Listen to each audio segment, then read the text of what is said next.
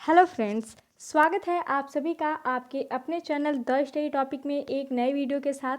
आज की इस वीडियो में हम भारत की नई राष्ट्रपति यानी कि द्रौपदी मुर्मू जो चुनी गई हैं राष्ट्रपति के रूप में, इनके बारे में हम बात करेंगे। ये जो वीडियो है इसमें हम देखेंगे कि राष्ट्रपति से रिलेटेड जितने भी इम्पॉर्टेंट टॉपिक्स होते हैं उसको हम कवर करेंगे और भारत के राष्ट्रपति के प्रावधान के बारे में जानेंगे, जिससे एग्ज़ाम में सीधे जो क्वेश्चन जो है उठाए जाते हैं। हाल ही में जो है भारतीय जनता पार्टी के नेतृत्व में एनडीए गठबंधन ने राष्ट्रपति चुनाव के लिए अपने उम्मीदवार के तौर पर द्रौपदी मुर्मू की घोषणा की थी और द्रौपदी मुर्मू 15वें राष्ट्रपति के रूप में भी चुनी गई हैं। मेरा नाम है श्रुति यादव और आप देख रहे हैं द स्टडी टॉपिक में। आज की वीडियो को हम स्टार्ट करते हैं और देखते हैं द्रौपदी मुर्मू राष्ट्रपति के बारे में। इनके बारे में हम सभी टॉपिक्स को कवर करेंगे। ये एक आदिवासी महिला हैं और भारत की राष्ट्रपति चुने जाने वाली दूसरी महिला राष्ट्रपति बनी हैं। आइए वीडियो शुरू करते हैं और देखते हैं इनके बारे में। द्रौपदी मुर्मू जो है, इनका जो जन्म है ये 20 जून 1958 में हुआ था और यह जो है एक भारतीय राजनेत्री हैं। इन्हें 21 जुलाई 2022 को भारत की 15वें राष्ट्रपति के रूप में चुना गया है और द्रौपदी मुर्मू 25 जुलाई को राष्ट्रपति पद की शपथ लेंगी। तो द्रौपदी मुर्मू जो है 25 जुलाई को राष्ट्रपति पद की शपथ ली हैं और राष्ट्रपति पद की जो शपथ है ये भारत के जो मुख्य न्यायाधीश होते हैं ये शपथ दिलवाते हैं राष्ट्रपति को। इसके पहले जो है 2015 से लेके 2021 तक द्रौपदी मुर्मू जो है ये झारखंड के राज्यपाल के रूप में भी इन्होंने काम किया है। और देखते हैं कि उनका जो जन्म है उड़ीसा के मयूरभंज जिले के बैदापोसी गांव में एक संथाल परिवार में हुआ था। इसको आप जरूर याद रखें क्योंकि जो द्रौपदी मुर्मू है ये एक आदिवासी है और संथाल जो है ये जनजाति है। तो क्वेश्चन उठाए जाने के पूरे चांसेस हैं कि जो राष्ट्रपति हैं वो कौन सी जनजाति से रिलेटेड करती हैं, संबंध रखती हैं, तो वो संथाल परिवार जनजाति से रिलेटेड हैं। द्रौपदी मुर्मू जो है भारत की 15वीं राष्ट्रपति के रूप में चुनी गई हैं।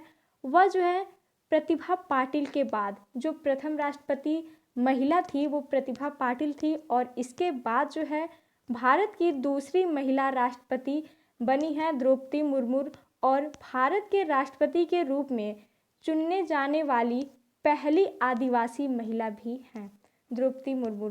आगे हम देखते हैं कि देश के 16वें राष्ट्रपति चुनाव योजना जो है इसका जो आयोजन है 18 जुलाई 2022 को किया गया है और इन चुनावों में राज्यपाल के 233, लोकसभा के 543 और विधानसभाओं के 4033 विधायकों ने भाग लिया था।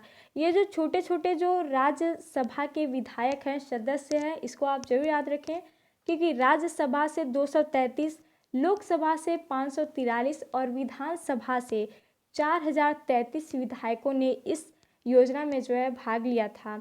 इस बार सांसदों के मत पत्र का रंग हरा और विधायकों के मत पत्र का रंग गुलाबी रखा गया था। इन चुनावों के नतीजे 21 जुलाई को घोषित कर दिए गए थे और देश की 15वीं राष्ट्रपति द्रौपदी मुर्मू 25 जुलाई 2022 को शपथ इन्होंने लिया है। द्रौपदी मुर्मू ने अपने 15वीं राष्ट्रपति के रूप में ये जो चुनाव है इन चुनावों में एनडीए की तरफ से द्रौपदी मुर्मू, जबकि विपक्षी जो दल नेता थे वो यशवंत सिंह उम्मीदवार थे। 2 लोग उम्मीदवार थे, द्रौपदी मुर्मू और विपक्ष जो था ये यशवंत सिंह उम्मीदवार के रूप में चुने गए थे, 2 विपक्षी। तो देश की पहली महिला राष्ट्रपति कौन बनी थी? तो वो बनी थी 21 जुलाई 2007 को बनी थी प्रतिभा पाटिल और उनका जो शपथ है ये 25 जुलाई को पहली महिला राष्ट्रपति के रूप में उन्होंने शपथ लिया था। और देश की पहली महिला राष्ट्रपति प्रतिभा पाटिल थी, ये 12वीं राष्ट्रपति के रूप में चुनी गई थी। और देश की दूसरी महिला राष्ट्रपति कौन बनी है? तो द्रौपदी मुर्मू बनी है जो पहली आदिवासी महिला है और इनका जो राष्ट्रपति के रूप में चुनी गई हैं ये 21 जुलाई 2022 को चुनी गई हैं और शपथ जो ग्रहण है ये 25 जुलाई 2022 को इनका शपथ लिया गया। आगे हम देखते हैं और वीडियो को आगे बढ़ाते हैं। दिया है क्वेश्चंस कि देश की 15वीं राष्ट्रपति बन गई हैं द्रौपदी मुर्मू। 21 जुलाई 2022 को ये निर्वाचित की गई हैं और 25 जुलाई को इन्होंने शपथ लिया। और 16वें राष्ट्रपति चुनाव में कुल कितने प्रतिशत मतदान किए गए हैं? तो 99% जो मतदान है वो राष्ट्रपति चुनाव में किए गए हैं। देश की 15वीं राष्ट्रपति द्रौपदी मुर्मू को कुल वोट कितने मिले हैं? तो इनको कुल जो वोट हैं ये 6,76,803 वोट मिले हैं, जो 64.03% हैं।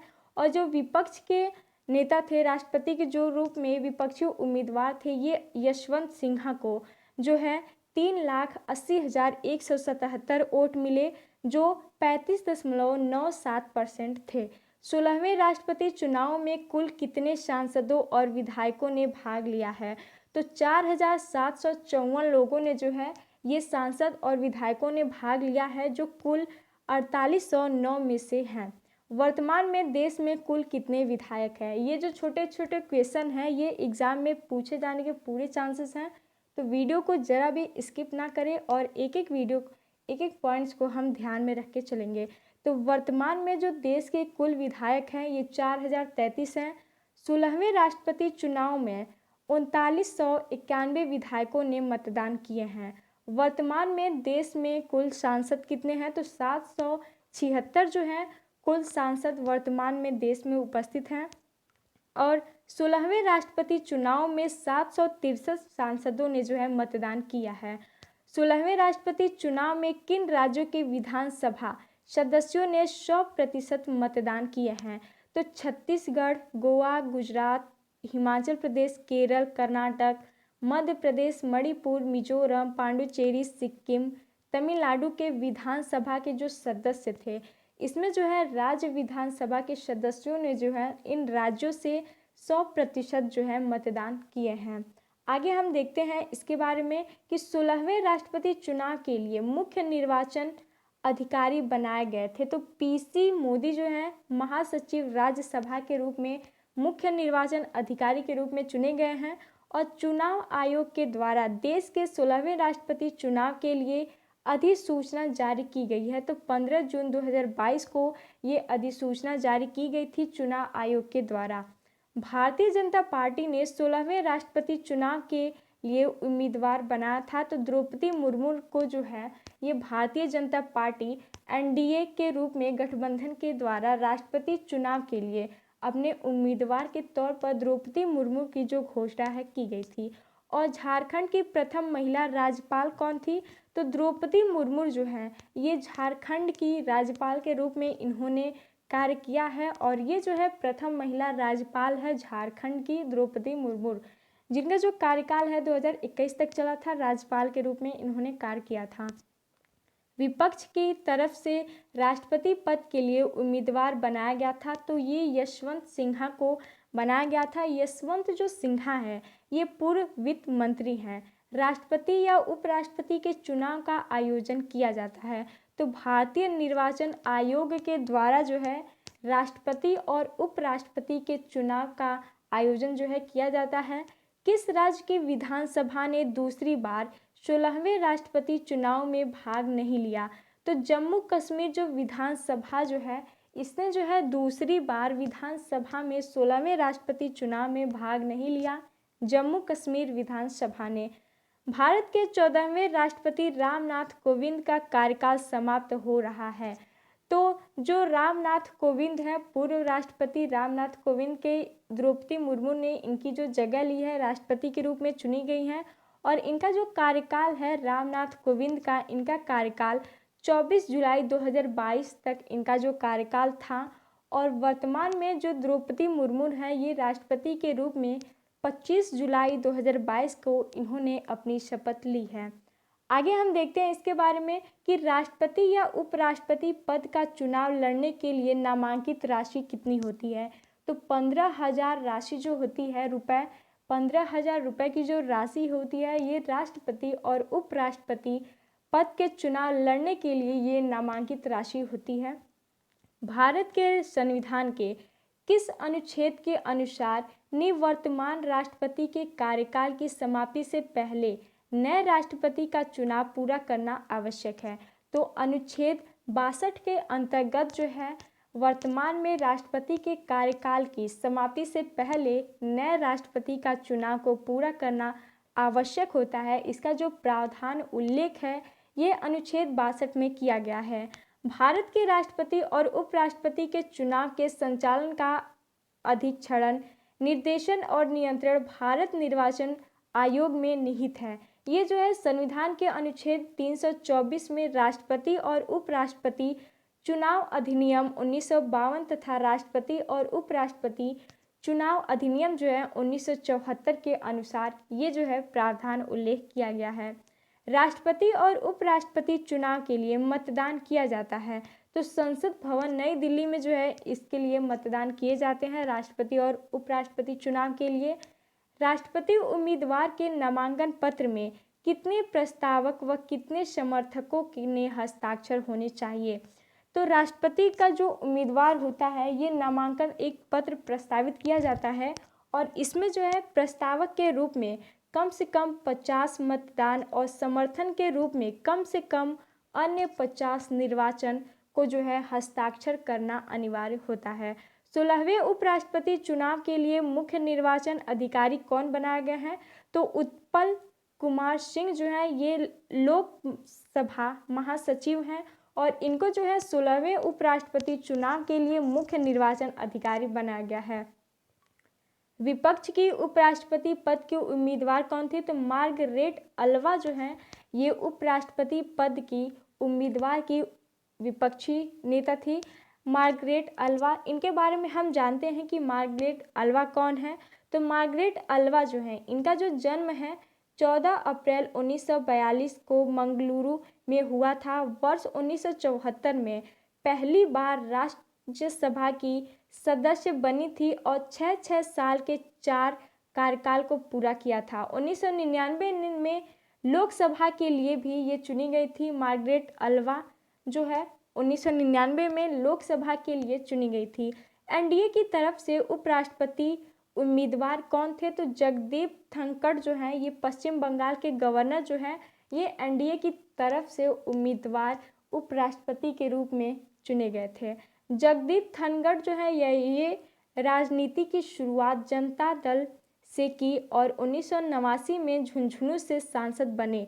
1991 में जनता दल को छोड़कर कांग्रेस में शामिल हुए और 1993 में अजमेर के किशनगढ़ से विधायक बने थे और 2003 में कांग्रेस छोड़कर भाजपा में शामिल हो गए और 30 जुलाई 2019 को पश्चिम बंगाल के 28वें राज्यपाल के रूप में चुने गए थे। जगदीप धनखड़ जो है पश्चिम बंगाल के गवर्नर भी रहे हैं जगदीप धनखड़ और ये जो है 30 जुलाई 2019 को पश्चिम बंगाल के 28वें राज्यपाल बने।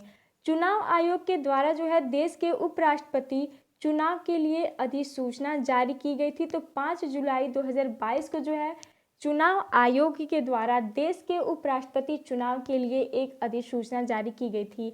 भारत के 13वें उपराष्ट्रपति एम वेंकैया नायडू का कार्यकाल समाप्त हो रहा है।